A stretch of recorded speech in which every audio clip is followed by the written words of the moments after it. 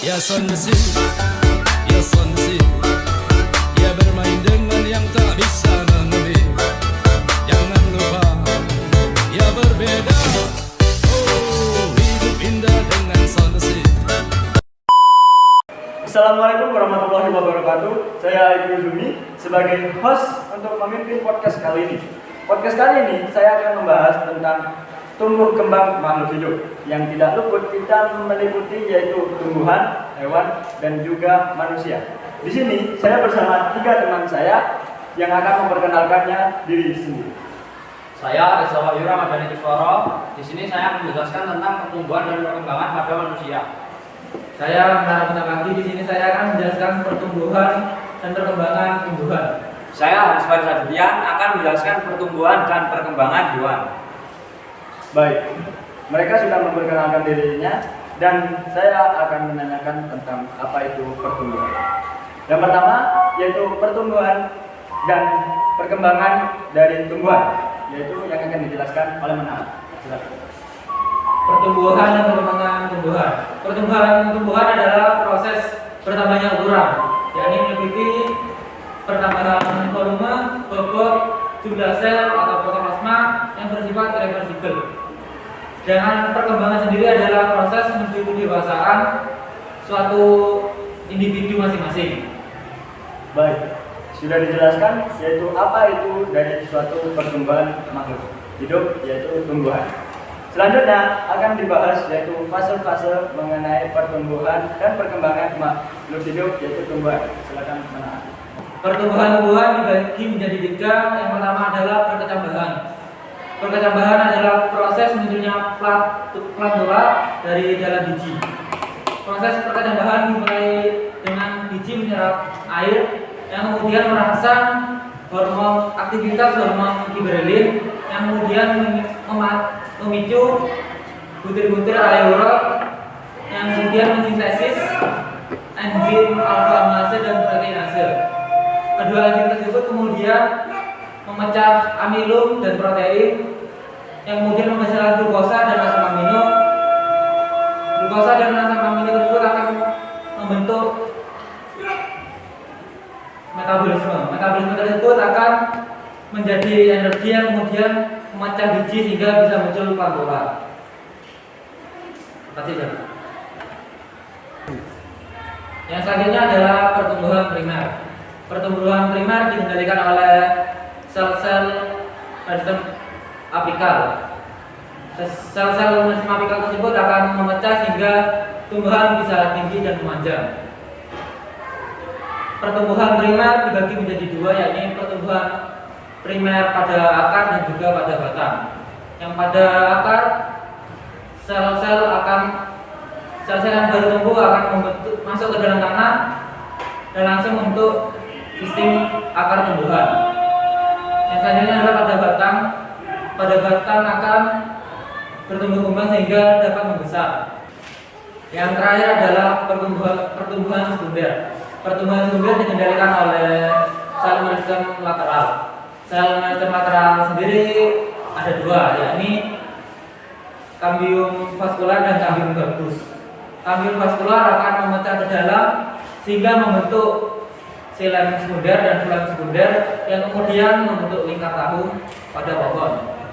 Itu tadi adalah 3 proses pertumbuhan tumbuhan. Itu Mas Aiko. Baik, sudah dijelaskan yaitu tentang fase dan juga apa itu tentang pertumbuhan dan perkembangan tumbuhan. Selanjutnya yaitu faktor dari pertumbuhan dan perkembangan makhluk hidup yaitu tumbuhan yang akan dijelaskan selanjutnya oleh Menara. Maka faktor-faktor yang mempengaruhi pertumbuhan tumbuhan sendiri dibagi menjadi 2. Yang pertama adalah faktor internal. Faktor internal yang pertama adalah gen.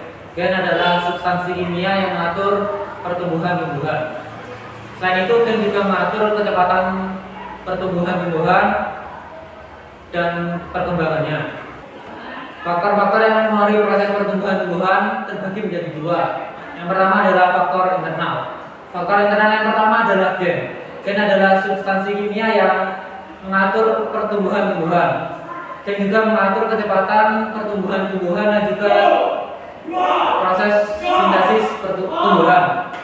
Yang selanjutnya adalah zat hormon. Zat hormon ada bermacam-macam seperti sitokinin dan gibberellin. Faktor yang mempengaruhi selanjutnya adalah faktor eksternal seperti cahaya matahari, nutrisi, air, dan suhu. Itu adalah hal-hal yang mempengaruhi proses pertumbuhan. Baik. Dari ketiga tadi kita sudah mengetahui apa itu pertumbuhan dan perkembangan tumbuhan. Selanjutnya saya akan menjelaskan tentang pertumbuhan dan perkembangan hewan. Terdapat dua fase. Yang pertama kutub fungsional dan kutub vegetal. Yang pertama kutub fungsional nanti akan berkembangnya ke anak hewan tersebut. Yang kedua ada kutub vegetal yang berkembang menjadi cadangan protein. Lanjut pada fase blastula atau blastulasi. Jadi sel-sel yang setelah fase morula, sel-sel aktif masih membelah sehingga dari tersebut menciptakan cairan.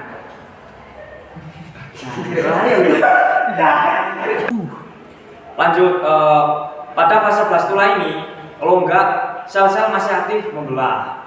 Lalu setelah tahap morulasi, sitoplasma banyak terbentuk pada kutub vegetal dan daripada kutub fungsional.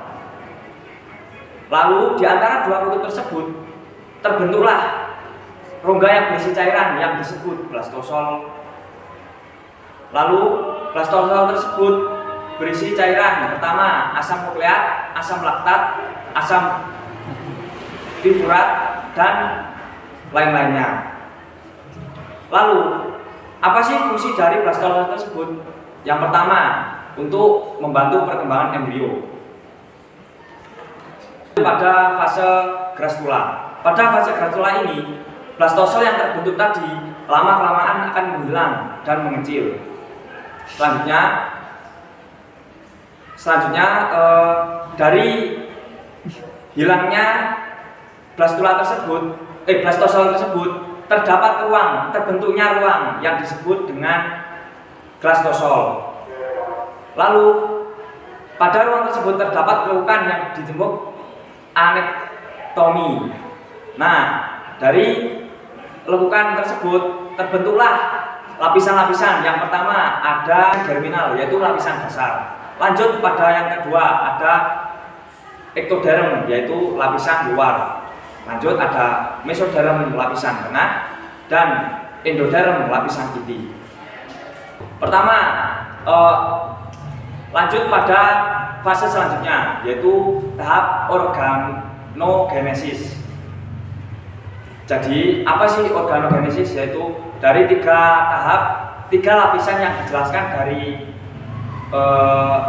yang terbentuk pada grastula tadi mempunyai perkembangan yang berbeda. Pertama, lapisan ektoderm.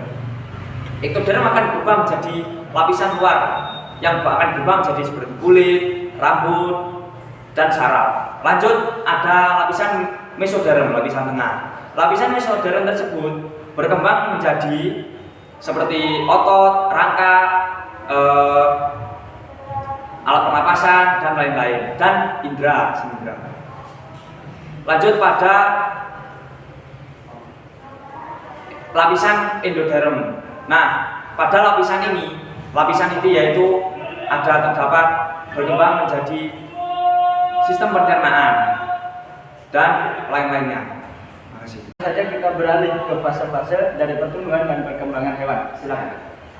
Oke, baik. Jadi pada pertumbuhan dan perkembangan hewan ini terbagi menjadi dua fase, yaitu apa saja? Yang pertama ada fase embrionik dan kedua fase pasca embrionik. Nah, dari dua fase tersebut masih banyak cabang-cabangnya, terutama pada fase embrionik. Yang pertama, fase embrionik itu terdapat fase morula atau morulasi. Jadi, pada fase morulasi ini sel-sel akan membelah, pertama menjadi dua sel menjadi 4 sel, lalu lanjut seterusnya. Dan lalu pada fase morulasi ini terdapat dua kutub yang mempunyai fungsi yang berbeda. Yang pertama ada kutub fungsi. tersebut yang berfungsi. Terima kasih. Pada faktor pertumbuhan dan perkembangan pada hewan. Pada faktor ini dibagi menjadi dua, yaitu internal dan eksternal. Pertama, internal. Terdapat dua pada hewan ini. Pertama, ada faktor gen. Nah, pada gen tersebut berfungsi untuk mewariskan sifat dari suatu induknya, mewariskan sifat pada anaknya, seperti contoh bulu, warna kulit. Lanjut pada hormon. Nah, hormon tersebut berfungsi sebagai pertumbuhan pada hewan. Lanjut, yang kedua ada faktor eksternal. Pertama, faktor eksternal meliputi pada air, sinar matahari, cahaya, dan aktivitas. Terima kasih. Setelah dijelaskan tentang pertumbuhan dan perkembangan tentang hewan, selanjutnya yaitu suatu pertumbuhan dan perkembangan manusia yang akan dijelaskan langsung oleh Reza Wahid. Silakan. Pertumbuhan dan perkembangan pada manusia dibagi menjadi dua, yaitu embrionik dan pasca lahir. Yang pertama, pada masa embrionik, yaitu dimulai ketika terjadinya sperma yang membawai sel telur berubah menjadi zigot menjadi embrio, dan embrio menjadi bayi. Untuk fasenya, yaitu yang pertama, bulan pertama. Pada bulan pertama, perut, otak, kelenjar tiroid, dan jantung mulai terbentuk. Pada bulan kedua, otot, tulang mulai terbentuk, mulut sudah memiliki bibir dan hidung, mata sudah memiliki kelopak mata. Yang bulan ketiga yaitu embrio mulai disebut bayi karena sudah memiliki kelengkapan sistem tubuh, tetapi belum sempurna. Sedangkan pada bulan keempat yaitu bayi sudah mulai bergerak aktif dalam perut ibu. Bulan kelima dan bulan seterusnya pertumbuhan bayi tumbuh seperti umumnya hingga lahir. Yang kedua yaitu masa pasca lahir, yaitu masa setelah lahir. Dibagi menjadi dua, yaitu satu masa balita dan anak-anak, dan masa pubertas. Masa balita dan anak-anak pada 4 minggu pertama disebut dengan masa neonatal. Pada masa ini bayi mulai beradaptasi dengan lingkungan sekitar. Setelah masa neonatal yaitu berubah menjadi bayi pada usia 1 tahun. Pada masa ini bayi mulai tumbuh secara fisik dan mental.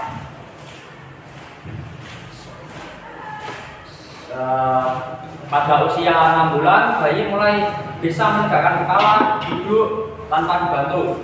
Pada usia 9-12 bulan bayi sudah bisa merangkak dan meraih sesuatu. Pada bulan ke-18 bayi bisa bergerak atau berjalan tanpa dibantu. Pada usia 2-3 tahun bayi sudah bisa mengambil pulpen atau pensil dan mencoret-coret.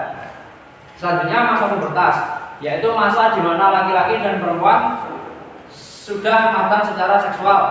Pada laki-laki terjadi pada umur 10 hingga 14 tahun, sedangkan pada perempuan 9-13 tahun.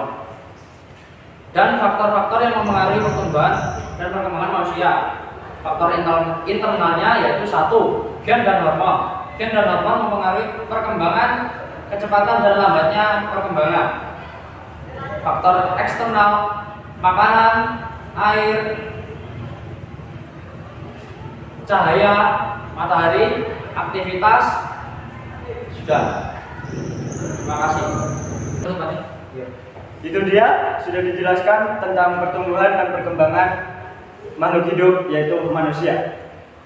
Kita sudah menjelaskan ketiga pertumbuhan dan perkembangan makhluk hidup dari tumbuhan, hewan sampai manusia. Itu saja materi dari podcast kita. Saya Ibu sebagai host di podcast kali ini mengucapkan banyak-banyak terima kasih. Assalamualaikum warahmatullahi wabarakatuh.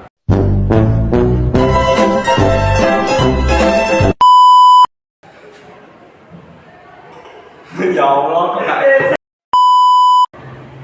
untuk fungsional.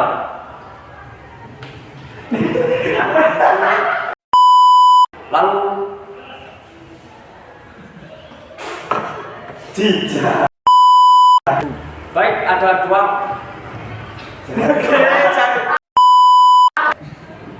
Baik.